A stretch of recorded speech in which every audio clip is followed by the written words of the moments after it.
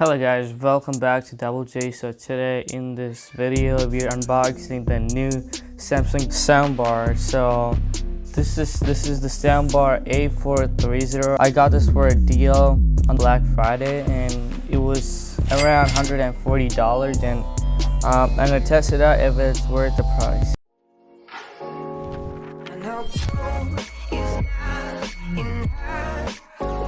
So let's get this unboxed.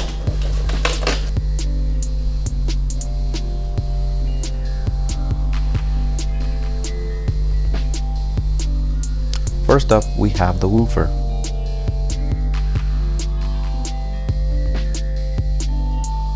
Secondly, we have the AC adapters for the soundbar, and the optical cable, and the soundbar itself. Let's get this unboxed.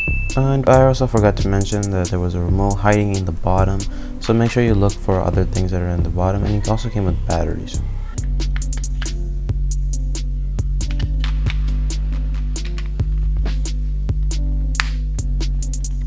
Next, we have the optical cable. So this is how you'll be able to connect this to your TV, and there seems to be only one input to connect to your TV, and it's through the optical cable. Next, we have the AC adapters. Both the AC adapters are the same.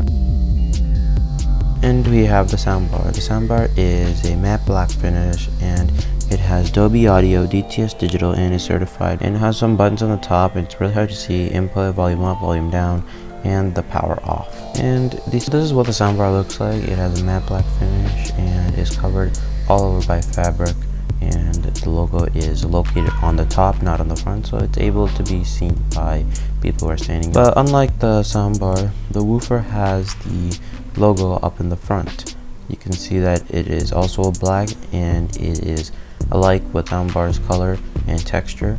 It also has a coated fabric layer just like the soundbar, and on the back we can see that there's two things: one to plug in the power cable, and a button to pair it and turn it on. Now let's set it up.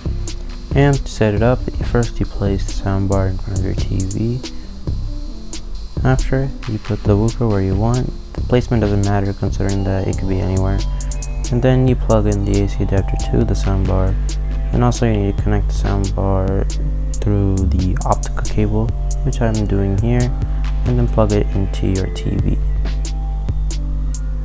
Next, plug in the woofer, and also you can see that the blue light turns on. After that, turn on the power button, which is really hard to see on the soundbar, and then you should get this. And make sure you're in D.IN, because that's a digital optical cable that we plugged in, and that's the only input that works with the TV.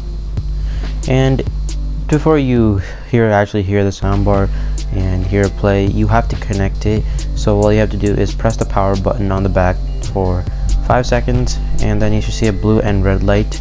And after that blue and red light comes, go on your remote and press the arrow key up on the remote for 5 seconds, and you should be connected, and you should be able to hear this really cool woofer.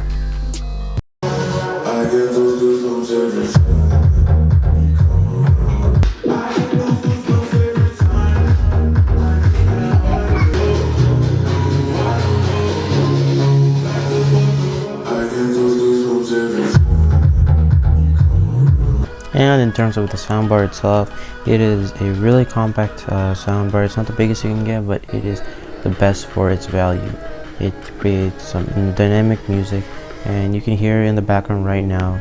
That's the soundbar, and it has enough treble to hear the person's voice, and also enough bass to get that oomph sound everywhere you're sitting. The thing about the soundbar is that it doesn't do that much bass. You should mostly depend on the woofer, but on that's no problem. It has great dynamic sound and is definitely worth the money just for $140. So that's the end of today's video. If you guys liked that video, please make sure to subscribe and help us on our journey as we reach 1K. But other than that, thank you.